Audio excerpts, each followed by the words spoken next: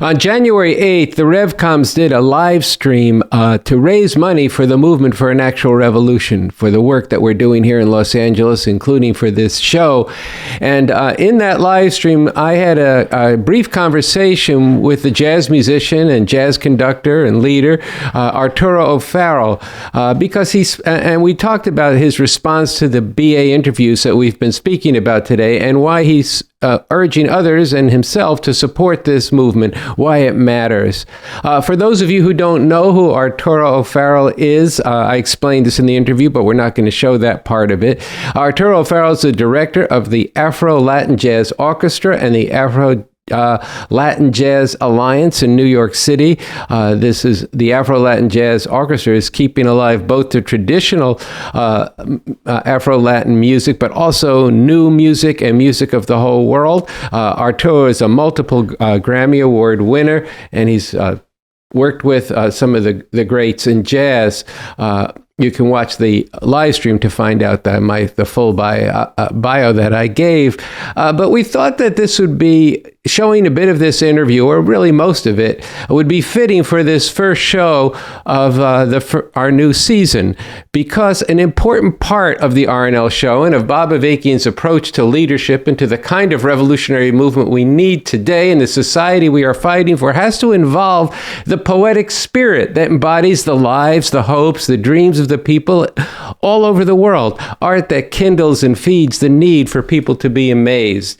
And we wanted to show this interview because of the depth of Arturo's response to the BA interviews, and because for all of you, for our audience, and for ourselves, learning about different spheres of human experience and creativity and their relation to the revolution and the new society we need is part of the mission of the RNL Revolution Nothing Less show. I spoke of Arturo's global approach to jazz and to music overall, and in particular I spoke about a work, Fandango at the Wall, which is something he did a couple of years ago on the border situation, where he brought together musicians from around the world, from the Mideast and all over, to perform a piece that he wrote on both sides of the wall dividing Mexico from the U.S. And a film was made of this that you can find online at the website Fandango at the Wall.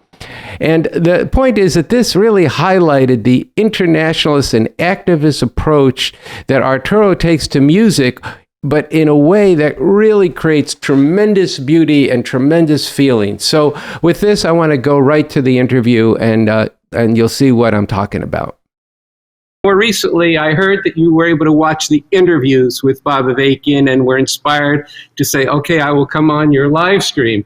Even though we do want to get you on the RNL show, okay? This is sort of the same thing. But right now, I'd like you to talk a little bit about what inspired you in terms of your music and what you do with your life's work to when you saw these interviews by Bob Avakian, particularly that first one, the importance of the poetic spirit and all this kind of stuff that has brought you here, that we're sitting on a chilly rehearsal stage. It's funny because I am a Mexican. I was born in Mexico of Mexican and Cuban heritage. And at the beginning of my life, all I wanted to do was be a great musician and play my art. And I found that wasn't enough, that the happiness, the soul contentment that I had didn't come from playing the piano or being good at something. In fact, I really didn't become somebody in some ways until I started connecting my art with my convictions. Very, very early on, I realized that I think during the Giuliani years, I wrote a piece called The Offense of the Drum, about how Rudolph Giuliani was confiscating drums and arresting drummers who were making too much noise for the gentrification people. I mean, the arresting drummers, that just woke something up in me. And then the murder of Marley Graham, a young man in the Bronx by the NYPD, that radicalized me. And I think I actually first met you when we were doing a benefit for Russell Maroon shows. And I think, so my life is about three things: deconstructing elite in the arts. The arts is used, believe it or not, as a way to keep socioeconomic powerful groups in power, and disassociating those with less money. I mean, I'm an artist. I'm a pianist. Sometimes people can't afford to come see me play. That pisses me off. The arts is a service to humanity. And I really believe that we build these fancy buildings, we build these temples into sacred art and put it behind glass walls, and nothing could be more anathema to art. Art is service to humanity, to global humanity. And so that's one of the things that has really, really, really governed my thinking, my love. I also really believe that this is a horrifying moral abyss that we live in. This is the imperial terrorism of the United States. What we've done to the world, what we've done to Latin America, what we've done to the Middle East, what we will not take accountability for, and we insist on continuing this horrifying debacle. The predatory death throes of capitalism are getting worse and worse and worse. And I just don't believe that it has to be that way. And so I've dedicated my life to speaking clearly. I have a platform. It's a little platform. I'm a jazz musician, so it's not much of a platform. But as long as I have a platform, I'll use that platform to share what I think is truth journalism. But that musicians, global artists have the responsibility of being journalists and reporting on what they see in life today. I can't even begin to tell you how many times I've had people stand up in my show and scream at me because I speak about reproductive rights, or because I speak about global justice, or I speak about socioeconomic terrorism, as if artists do not have that responsibility. Well, let me tell you something. Charles Mingus, Fables of Faubus, John Coltrane, Dizzy Gillespie, Wynton Marsalis, we've been writing about politics and screaming about politics and screaming about justice for as long as there has been jazz. And so I had the privilege of being on the host committee for the first time I saw Bob Avakian in Cornell West. And, it's really funny because that was when I got the idea to do the Cornell West concerto, because I saw Cornell and he reminded me of John Coltrane. So I said, I have to write a concerto for this man. But I remember seeing Bob Avakian and really kind of being amazed by his intellect and his humanity. But it was on the show, it was in the interview that I really felt the humanity of Bob Avakian. And that's like important to me, because I feel the same way about Cornell as I feel about you, as I feel about Carl Dix and so many of my brethren in this movement. They're human beings, man. We're human. We are people who were brought home, swaddled in some sort of clothing. We were raised, we've gone to high school, we've lived lives, we've seen firsthand what humanity does to humanity, what horrors we can do to one another. And I just believe the unexamined life is not worth living. I feel people like Bob Avakian, Cornell West, Andrews East, and Sarah Taylor. These are people who examine their lives and examine their conscience, and they act accordingly. And so I am not content to be just a musician, just a composer, just a jazz pianist. Everything I do is in service to people and to my community and to the people that I don't even know. As far as and the idea by the other thing you mentioned is globality.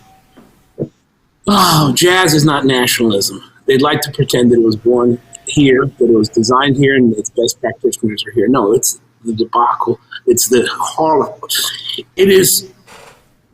Jazz was born out of a horrifying reality called the African diaspora, the African slave trade. That jazz is African. So is Latin music. So is soul. So is hip hop. It is music born out of African rhythms. And every time we listen to jazz, every time we listen to hip hop, every time we listen to salsa, we need to remember the story. We need to remember that the peoples were brought here against their will. And so for me, it is national. Jazz is not nationalism. Jazz is global. The same African diaspora that landed in New Orleans landed in Caracas and in Havana and in Mexico and Veracruz. And so this gift of love that we receive from the African peoples for a horrifying ordeal, that is truly part of the story, and it can never be forgotten. So I've dedicated my life. And the words Afro and Latin and jazz are all just entry points. They're all entry points into what we are. We are a global people. We are a global people. And we need to remember that just as the pandemic showed us, we live and die together. Well, that was, I think it does capture a good deal of the kind of humanity that is concentrated in these interviews and what we're trying to bring to people. You mentioned that this is a gift to the people of the world, the music. Okay, one of the things that you do is raise an awful lot of money. So that I mentioned that we took the entire Revolution tour to Symphony Space. One reason we're able to do such a thing is that you raise a lot of money to subsidize those tickets so that anybody, or not anybody, but that people can afford it.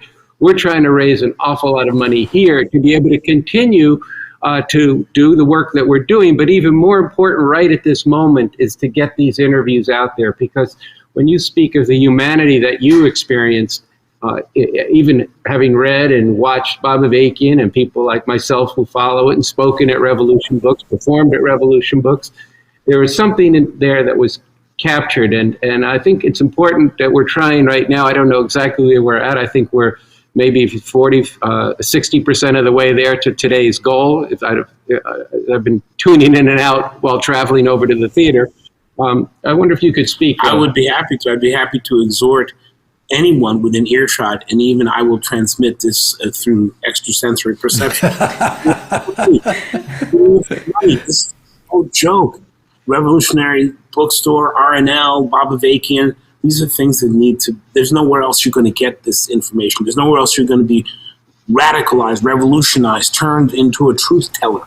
And if you don't support the incredibly important role of truth telling, that, this is stuff that's so important. Where else are you going to get these books? Where else are you going to see these interviews? Where else are you going to learn about the history, the true history of the United States and what we've done to other people? So it's super important, man. I'm going to personally donate, and I think I'm going to encourage others to take out your checkbooks, your credit cards, your Zells, your PayPals, your whatever you use. Turn it in the direction of these folks. Super important. I really, really can't state that enough. Well, I think Venmos. I think those people that you spoke of, they all were revolutionary artists speaking truth to power. And I remember sitting backstage with Cornel West at the Apollo, and talking about where our jazz leaders are today. And we kind of looked at each other in the very, very, very golden moment and said, it don't mean a thing if it ain't got that sting. Beautiful, beautiful.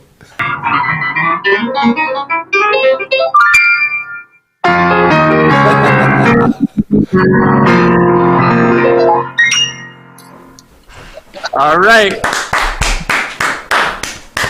Now, you heard one more thing. All you people who heard that, now's the time to take out that checkbook.